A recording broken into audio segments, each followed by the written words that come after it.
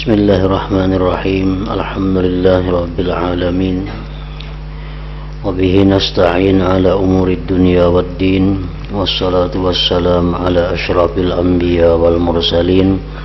Sayyidina wa habibina wa maulana Muhammad wa ala alihi wa sahbihi ajmain. Yang keempat, arid keempat, rintangan, halangan yang keempat bagi orang yang beribadah kepada Allah, berbagai bencana dan musibah.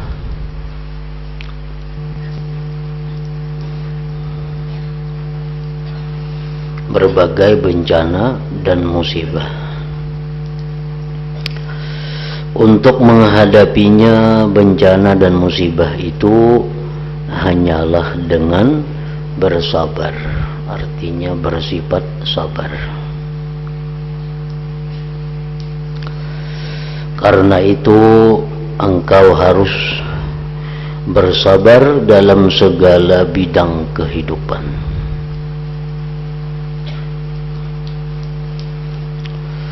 Keharusan bersabar ini disebabkan oleh dua hal.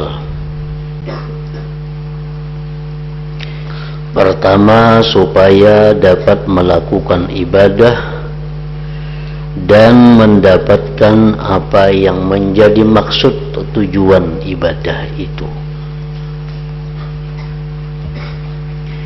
Sebab tempat tegaknya semua macam ibadah itu berada di atas kesabaran dan kesanggupan memikul beban kepayahan. Jadi barang siapa tidak banyak bersabar, maka ia tidak akan bisa sampai kepada sedikit saja dari ibadah dengan sebenar-benarnya. Sebabnya begini, orang yang bermaksud ibadah kepada Allah Ta'ala dan hendak tekun beribadah dengan sungguh-sungguh pasti menghadapi berbagai kepayahan, bermacam-macam ujian dan beraneka bencana yang muncul dari segala jurusan. Nah, ibadah itu dalam keadaan normal, dalam keadaan tenang, dalam keadaan sihat memerlukan kesabaran. Apalagi ibadah ditambah datangnya ada bencana-bencana lain, musibah-musibah lain, maka tentu akan lebih menghadapi kesabaran itu. Sembahyang contohnya, sembahyang itu ibadah yang pada zatnya memerlukan kesabaran. Apalagi ditambah misalnya dengan sakit, sakit apa di tubuh kita, sehingga sembahyang itu menjadi lebih berat. Nah, maka makin ditambah kesabaran kita. Puasa itu pada zatnya sudah merupakan ibadah yang dilaksanakan dengan kesabaran. Orang yang kada sabar kada akan bisa puasa. Apalagi ditambah dengan musibah-musibah lain, makinnya puasa itu perlu kepada kesabaran.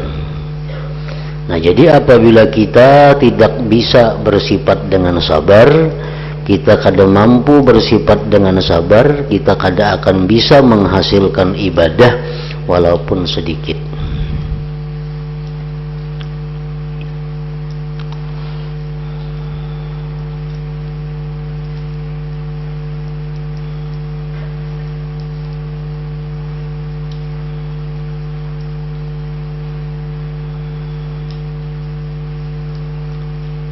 Contohnya yang sulit dilakukan adalah ibadah sembahyang, memerlukan kepada beberapa syarat. Antara lain syaratnya adalah bersuci. Nah, bersuci atau berwudu umpamanya. Nah, berwudu itu bisa dilaksanakan apabila banyunya ada, anggota tubuh nang dibasuh, nang disapu dalam keadaan aman, dalam keadaan sehat. Nah, kita bisa membayangkan bagaimana kita mesti bersabar andai kata di anggota wudu itu ada luka.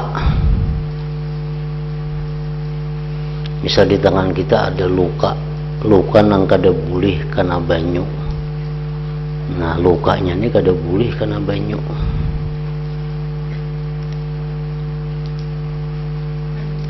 Maka sembahyang harus tetap dilaksanakan. Nah, maka caranya itu adalah bertayamum terlebih dahulu. Tayamum terlebih dahulu. Tontong bertayamum kaina hanyar beuduk pulang. Kenapa maka bertayamum? Tayamum itu menutupi, mengganti anggota yang kada kawa kana banyu itu. Misal di tangan kita misalnya luka. Nah, di sini luka umpamanya. Kada boleh kana banyu. Kalau kita nak sembahyang beuduk, bertayamum dulu. Karena ini kada boleh bang kana banyu. Jadi bertayamum dulu. Tontong bertayamum, hanyar kita beuduk. Kalau kita tinggal ininya, nang lukanya nih, hanyar boleh sembahyang. Nah, jadi itu memerlukan kesabaran. Amun lukanya ini beparban lukanya di tangan, misalnya lukanya beparban, makin sulit lagi. Pertama dulu bertayamum, yang kedua berudu, sembahyang. Kayaknya sembahyangnya diulang pulang bila sihat. Karena apa? Karena lukanya ini di tangan, nang mana tangan ini anggota wudu dan anggota tayamum sekaligus. Nah, jadi memerlukan kesabaran. Bila kada sabar, ya kada sembahyang. Ngalihan itu bangun diulang ini sembahyangnya. Nah, padahal tayamum dulu. Tayamum kan ditinggal, karena parban, kada kana kulit artinya. Kayaknya berudu pulang, berudu ditinggal pulang nih, karena parban. Sembahyang, kayaknya mau sudah sihat sembuh, diulangi sembahyangnya itu. Nah, jadi itu contohnya bahwa ibadah itu sendiri sudah memerlukan kesabaran, ditambah lagi pulang ada musibah, ada penyakit, maka makin memerlukan kepada kesabaran.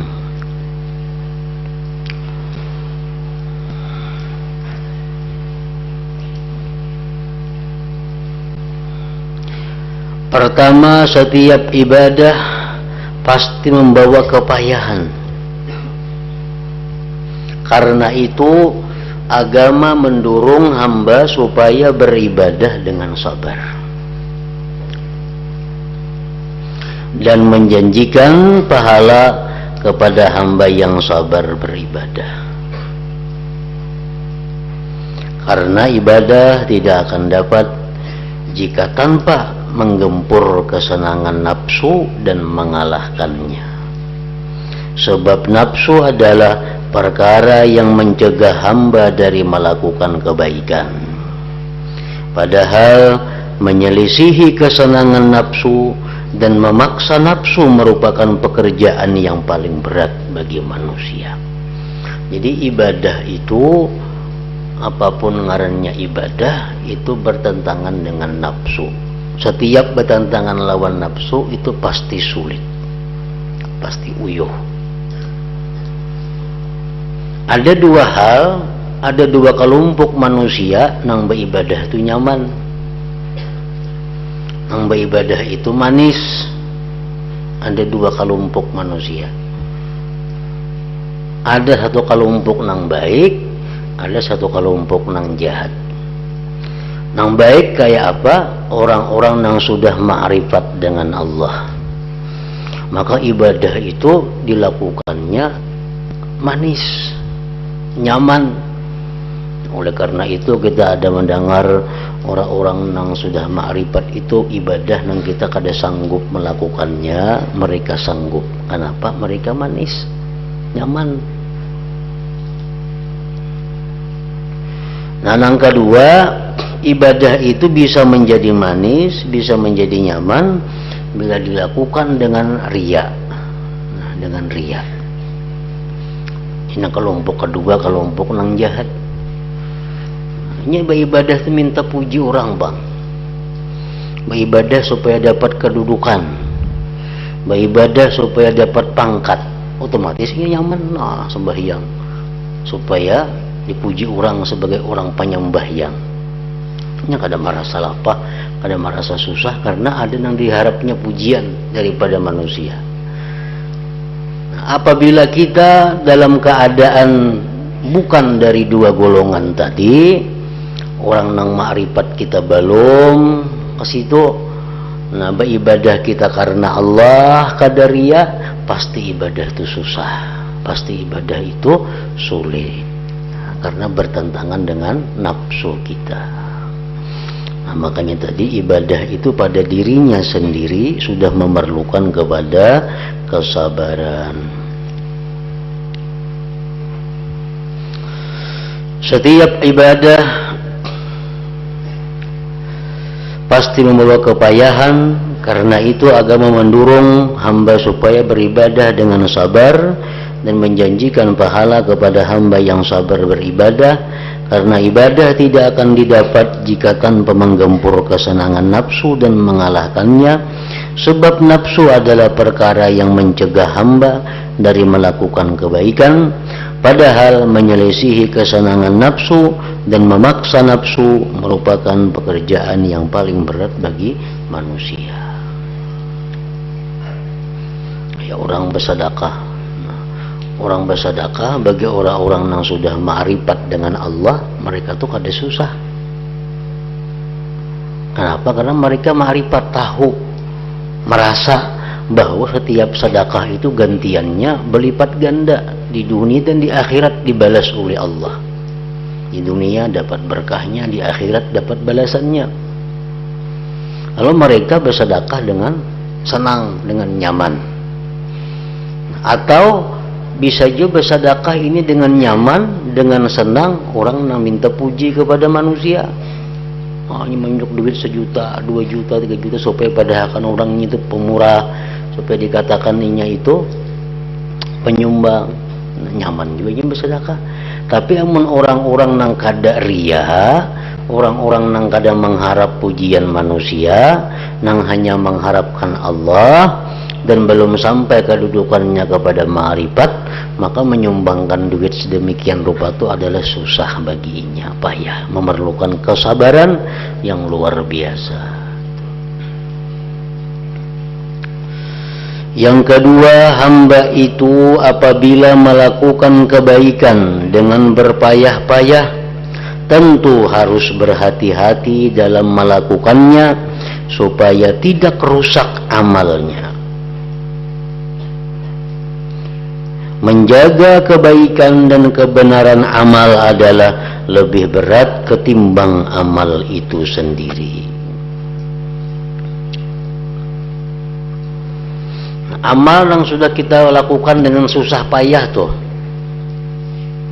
karena kita belum ma'rifat kepada Allah, karena kita beribadah qadariyah, lalu ibadah itu susah, ibadah itu payah.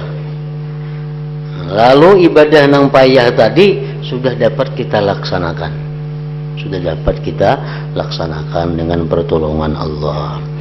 Nah, menjaga ibadah yang sudah kita gawi ini tuh supaya jangan hilang, itu payah pulang menjaga,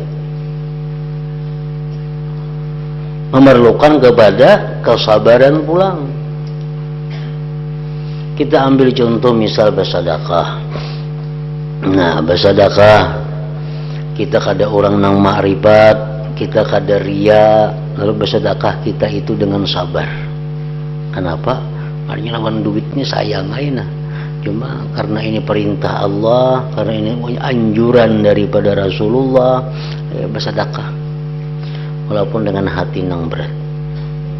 Inya kada ria, kanya ria nya nyaman lagi sagumpal monjok duit kada bapaknya ria supaya minta puji. Atau inya ma'rifat nyaman ini kada ma'rifat kada, inya ria kada, orang nang salikin. Orang salikin sedekah susah payah, sabar. Sedekah 100.000, 200.000, 1 juta. Nah, kaina menjaga sedekah ini supaya tetap utuh sampai bisa dinikmati gina pahalanya di akhirat, itu memerlukan kesabaran pula. Kenapa? Karena sedekah yang sudah baik tadi kita simpan, bila kita kada bisa menjaganya bisa hilang. Dari apa? Banyak hal-hal yang bisa menghilangkan sedekah pahala ibadah-ibadah itu. Antara lain dengan menyesal umpamanya. Nah, bila menyesal otomatis pahalanya hilang. Ini bersedekah dengan ikhlas karena Allah. Padahal sayangnya lawan duit nih. Cuma karena disuruh agama kita menyumbang, sumbangkan. Dengan berat hati. Sabar. Diterima Allah karenanya ikhlas, diterima Allah. Bersedekah 1 juta atau 2 juta, 3 juta. Sebulan kemudian inya berada dalam kesusahan, dalam susah. Dahulu aku menyumbang 3 juta, aku memberi 3 juta. Semalam nyaka-nyaka aku beriakan itu aku ada juga duit wah ini nasagan apakah misalnya. Tapi yang dahulu aku beriakan ada 3 juta, 4 juta. Ada sing duitan lagi.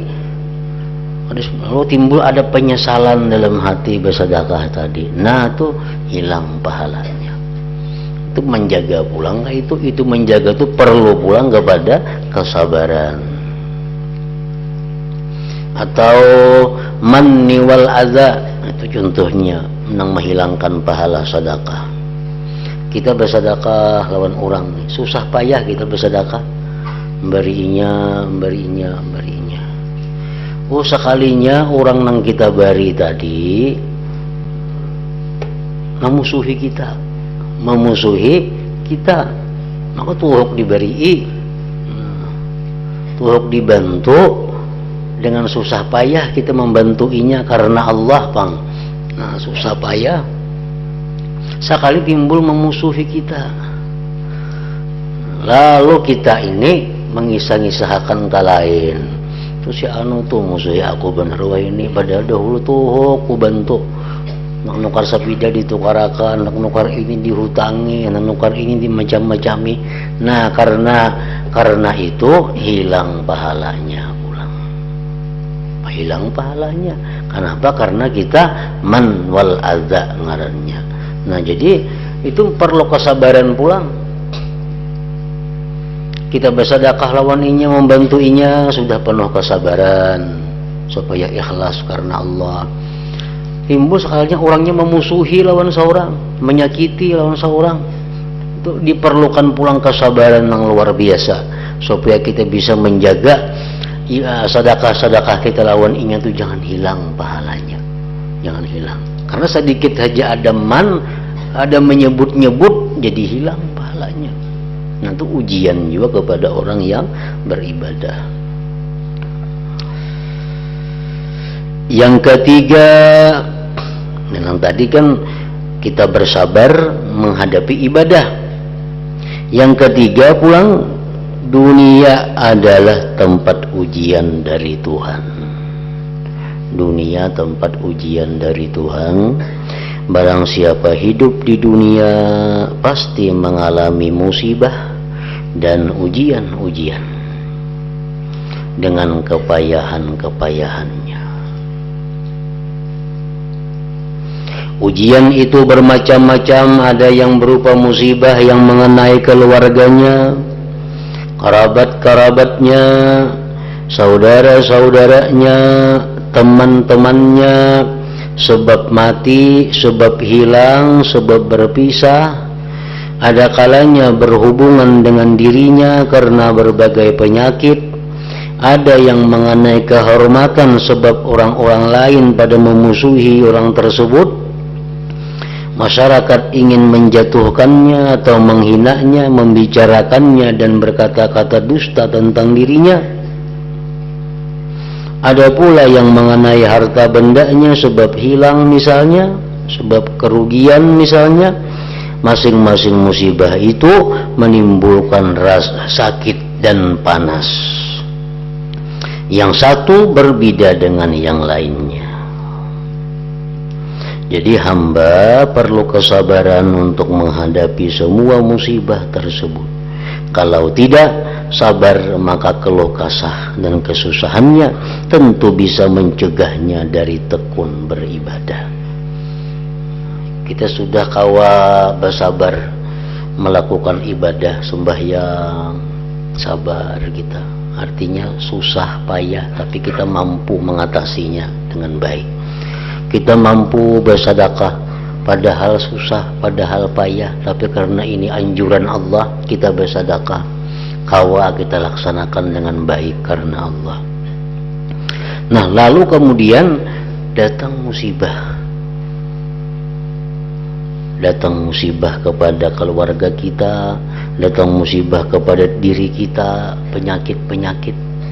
Datang musibah kepada pribadi kita, kita difitnah orang, kita dizalim orang, kita disambat orang, kita dicaci maki orang. Ada musibah kadang-kadang menerima mengenai harta bendanya. Nah, bila kada sabar nangka itu, maka akan mengganggu ibadah. Karena ba'ama jadi kulir, berdagang rugi nah, kulir semuaan. Berdagang rugi atau awak sakit-sakitan, tambah malas beribadah. Nah, ini perlu kesabaran pulang menghadapinya. Ibadahnya sudah mesti sabar, gara-gara penyakit datangan ini pulang makin ditambah kesabaran.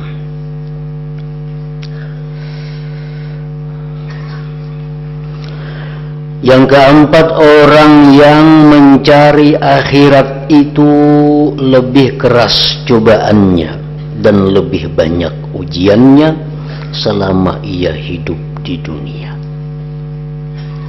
Jadi jangan kita anggap bahwa kita menuntut ilmu, kita banyak beribadah, hidup kita akan mulus.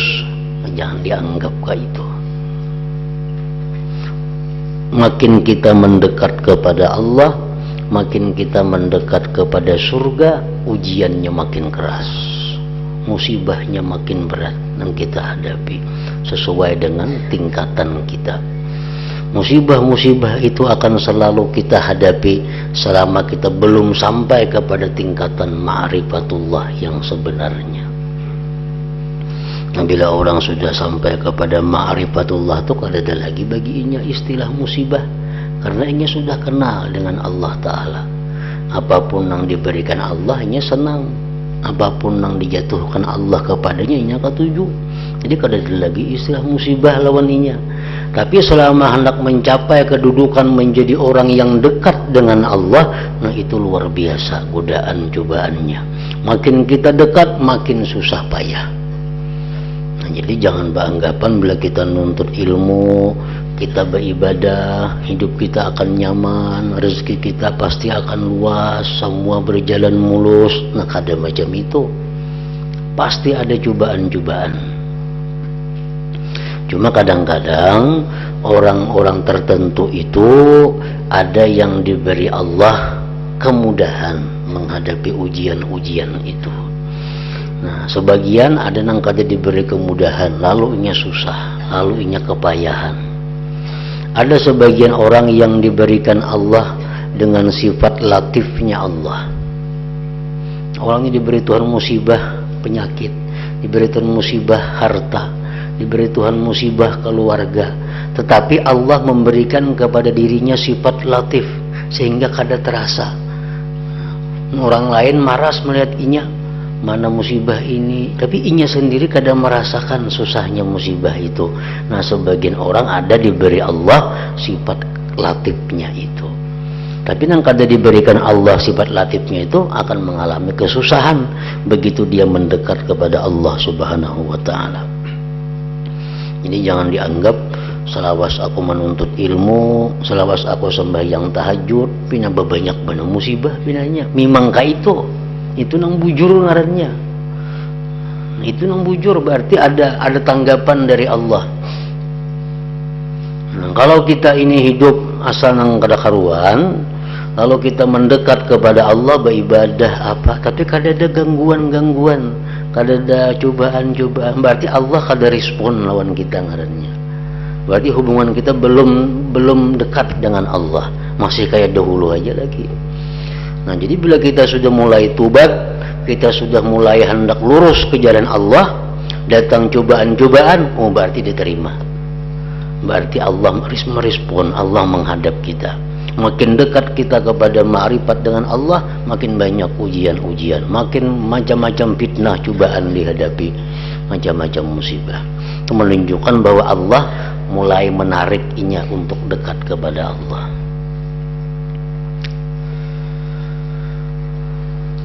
Orang yang mencari akhirat itu lebih keras cobaannya dan lebih banyak ujiannya selama ia hidup di dunia. Barang siapa lebih dekat dengan Allah, tentu lebih banyak musibahnya yang ia alami dan cobaannya tentu lebih keras.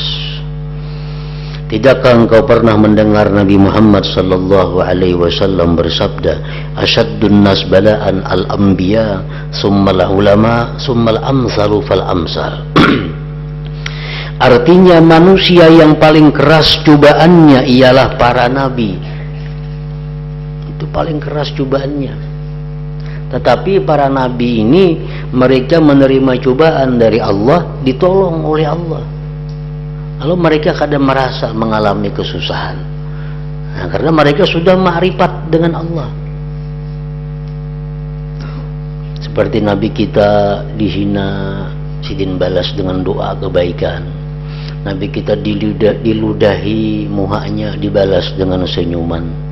Nabi kita dipukul, dibalas dengan pemberian.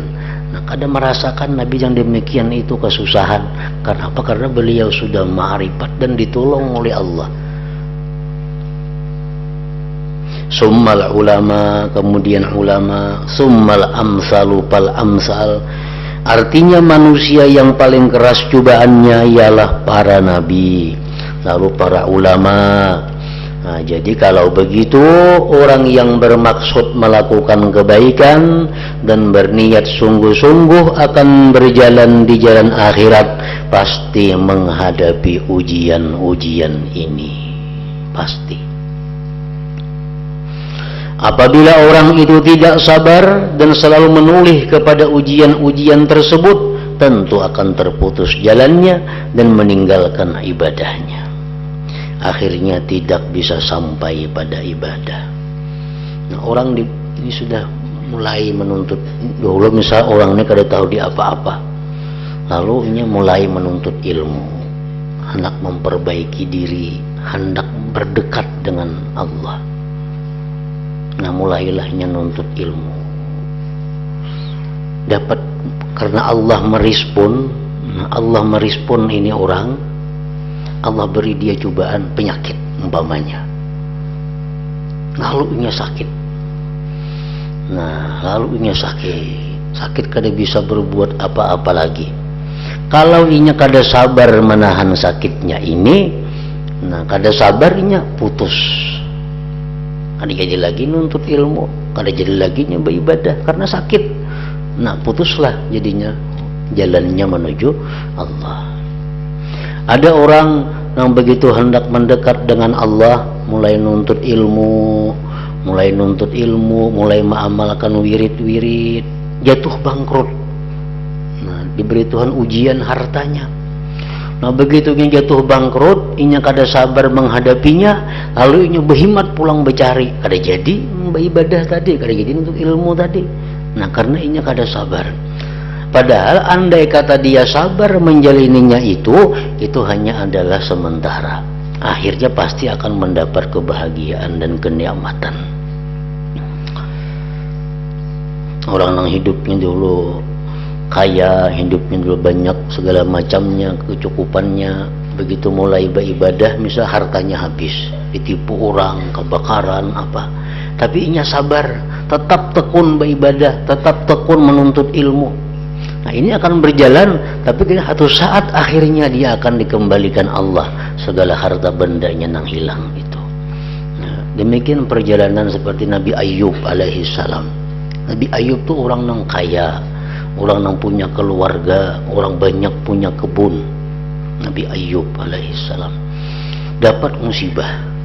Nah musibah apa? Harta semuaan habis, anak matian. Tapi Ayub terus beribadah kepada Allah. Akhirnya digantikan Allah 2 kali lipat daripada itu. Akhirnya digantikan Allah 2 kali lipat dari apa yang dia miliki. Anak nang asal 10 jadi 20 jadinya. Kebun nang asal 10 hektar jadi 20 hektar besi kebun. Digantikan oleh Allah. Karena mampu menghadapi cobaan harta itu dengan kesabaran tadi. Nah, jadi bila mana kita sudah mulai menuntut ilmu, kita mulai beribadah, lalu datang macam-macam cobaan, itu menunjukkan Allah menerima. Allah menerima. Allah menghadapi berarti.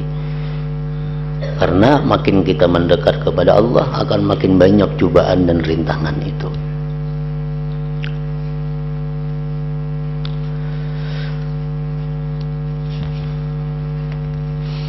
Jadi kalau begitu, orang yang bermaksud melakukan kebaikan dan berniat sungguh-sungguh akan berjalan di jalan akhirat, pasti menghadapi ujian-ujian ini. Apabila orang itu tidak sabar dan selalu menoleh kepada ujian-ujian tersebut, tentu akan terputus jalannya dan meninggalkan ibadahnya, akhirnya tidak bisa sampai pada ibadah. Banyak orang-orang yang gagal itu sudah bagus menuntut ilmu, bagus sudah beribadah, membaca ini bisukan, baca ini kamarian, gawinya sudah berbulan-bulan nangka itu dapat musibah. Ampihnya sibuk, kalau jadi sibuk, kada lagi nuntut ilmu, kada lagi beribadah. Nah ada juga itu karena kada sabar menghadapi cobaan. Allah subhanahu wa ta'ala telah memberitahu kita supaya berhati-hati menghadapi ujian Allah, dan Allah tetap akan menguji kita dengan berbagai ujian.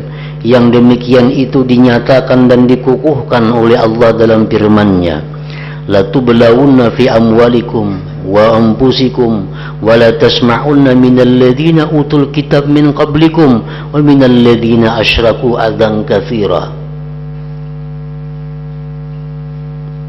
Artinya kalian pasti akan diuji. Kalian akan pasti diuji dalam hal harta kalian. Harta diuji, dan diri kalian. Pasti banyak mendengar omongan sambatan yang menyakitkan hati dari orang-orang yang diberi kitab sebelum kalian dan orang-orang musyrik. Artinya kita akan dicaci maki oleh orang, baik nang orang alim, baik orang awam, semua banyak menyembati kita macam-macam. Nah ini menunjukkan bahwa ibadah kita jalan artinya. Kita beribadah banyak, beribadah nuntut ilmu, tapi mulus benar, kada ada ujian-ujiannya. Awak sihat, harta bertambah terus, keluarga aman, damai, semuaan kada ada apa-apanya. Itu Allah belum merespon lagi artinya. Arti belum merespon tuh apa? Orang ini hanya mendaftar aja, belum diterima lagi oleh Allah. Orang ini hanya mendaftar aja. Nah kalau orang sudah diterima oleh Allah lamarannya, nah hanya mengalami ujian-ujian hidup itu. Sebenarnya ujian-ujian itu adalah untuk membersihkan, karena kata kada bisa dekat dengan Allah kecuali orang yang bersih. Orang dulunya kaya, dulunya sihat, dulunya macam-macam, begitu hendak dekat kepada Allahnya nuntut ilmu, beribadah, hendak mendekati Allah. Sedangkan dahulu ini gawiannya macam-macam. otomatis hartanya itu diberi Tuhan dulu musibah untuk digantikan kayaknya dengan harta yang bersih, untuk digantikan kayaknya harta yang suci, milihnya sabar. Lalu ini dapat musibah harta, tapi nya terus saja kada terganggu menuntut ilmu, kada terganggu beribadah, walaupun nya bangkrut. Nah, satu saat kayaknya diganti Allah hartanya dengan harta yang berlipat ganda dan bersih. Kemudian orang ini mendapat musibah, sakit. Dulunya sehat saja awak, bapak amal bertambah penyakit macam-macam keluaran. Ini berarti Allah sudah menerima lamaran orang ini dan Allah akan mensucikan diri orang ini. Karena dengan penyakit-penyakit itu bila mana kita sabar menghadapinya, penyakit itu menggugurkan dosa. Sakit kepala kita itu menggugurkan dosa, pikiran-pikiran yang banyak kada kakaruan. Sakit mata, pikir itu menghilangkan dosa-dosa di mata. Sakit hati itu bisa akibat banyak mendengarkan, memasukkan ke dalam hati hal-hal yang sifatnya dosa. Nah, dibersihkan oleh Allah dengan penyakit-penyakit tadi sehingga dia bisa makin dekat dengan Allah. Kayak kita misal berisi karis hendak memberikan hadiah kepada raja, maulah karisnya kita unjuk langsung, nah raja kada mau, pasti dibersihi dahulu karisnya. Nah, dibersihi, tagarnya dibuangi, dihimpalas, sakit dihimpalas juga manusia juga kan, himpalas muhaikam tuh sakit. Nah, himpalas dulu supaya hilangan tagar-tagarnya, sudah bersih hanya diunjuk lawan raja, karena raja kada menerima kecuali yang bersih. Nah, kayak itu juga diri kita, penyakit itu membersihkan diri. Kalau kita sabar menghadapi penyakit itu, nah kita akan menjadi orang yang dekat dengan Allah sesudah bersihnya diri kita.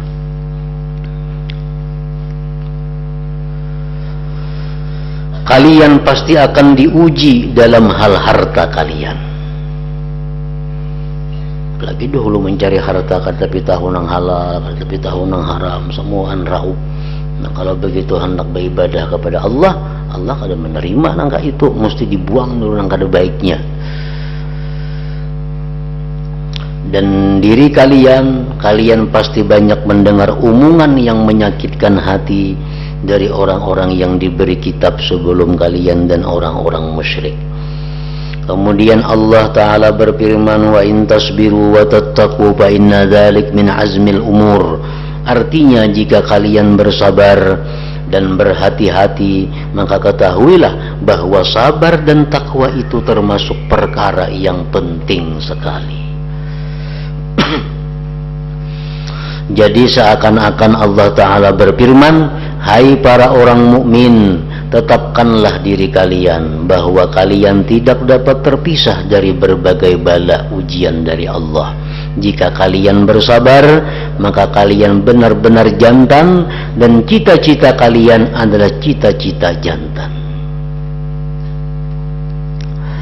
Bila demikian, barang siapa berkehendak ibadah kepada Allah Subhanahu wa Ta'ala, maka pada permulaan wajib berniat untuk bersabar.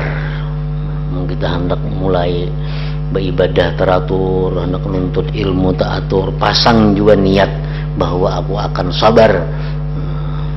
Berniat sabar itu dalam jangka waktu yang panjang dan menetapkan dirinya untuk menanggung kepayahan-kepayahan yang besar. Lagi pada silih berganti hati hingga mati. Kalau tidak berani bersabar, berarti ia menghendaki suatu perkara tanpa memakai alat dan mendatanginya tidak melalui jalannya. Kalau hendak kita beribadah tapi kita kada tahan sabar, nah itu kada kawa. Sungguh telah dituturkan dari Al-Fudail rahimahullah bahwa beliau berkata, barang siapa bermaksud menempuh jalan akhirat, maka hendaklah ia menjadikan pada dirinya 4 macam kematian, yaitu kematian putih, kematian merah, kematian hitam, dan kematian hijau. Artinya orang yang hendak berjalan di jalan Allah, itu mesti melalui ujian-ujian ini. Kematian putih yaitu lapar. Lapar ini ada dua macam. Ada lapar karena kadada makanan. Ada orang tuh lapar memang kadada makan-makan, kasihan. Ada orang lapar hidup di tengah-tengah makanan. Ada. Macam-macam makanan cukup. Anak menyuap muntah, anak menyuap muntah. Akhirnya kada berdaya, lapar. Itu ujian dari Allah. Jadi kelaparan itu bukan dari penyakit orang kada berduit, kada. Orang kaya pun banyak nang kelaparan. Di rumah sakit lihat banyak orang-orang sugih tuh, yang kada kau makan, napa kada kau makan, yang makannya muntah. Nah pada sing banyakan makanan, anggur macam-macam buah cukup, iwak macam-macam iwak. Cuma liurnya kada ada, kelaparan juga ngarannya. Kematian putih yaitu lapar. Jadi bisa kita mengalami cobaan kena itu diberi Tuhan, kelaparan tadi. Kematian hitam adalah celaan masyarakat, itu sudah nyata. Sudah nyata kita di mana aja bagaimana masyarakat itu pasti ada yang mencela kita. Namun kada hakun dicela masyarakat jangan hidup. Orang yang lebih mulia pada kita, lebih baik dari kita, lebih afdal daripada kita pun dicela orang, apalagi kita. Nah, jadi celaan masyarakat jangan dilawani, apalagi ditantang, apalagi dibalas, letakkannya. Kematian hitam ialah celaan masyarakat. Kematian merah ialah tidak mau mengikuti ajakan syaitan. Syaitan membawa ini dilawan, syaitan mengajak ini dilawan. Dan kematian hijau adalah peristiwa-peristiwa, artinya musibah-musibah yang terjadi silih berganti. Jadi kalau kita hendak berjalan menuju Allah, itu 4 macam musibah yang kita lalui. Kita mesti siap menghadapi kematian-kematian itu. Kematian putih, merah, hitam, dan hijau tadi.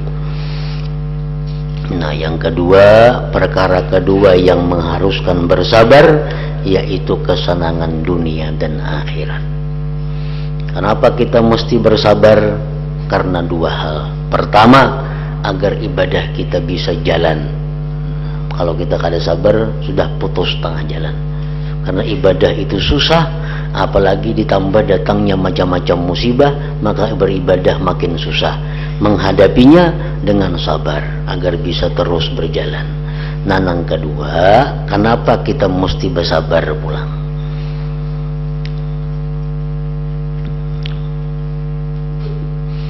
Ila hadratin Nabi sallallahu alaihi wasallam al-Fatihah.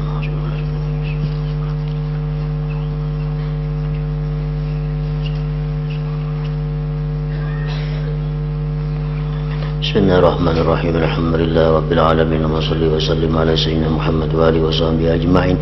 Allahumma ighfir lana ma akhta'na wa ma ta'ammadna wa ma asrarna wa ma a'lanna wa ma asrafna wa ma anta alam bihi minna. Antal muqaddim wa antal muakhir, la ilaha illa anta.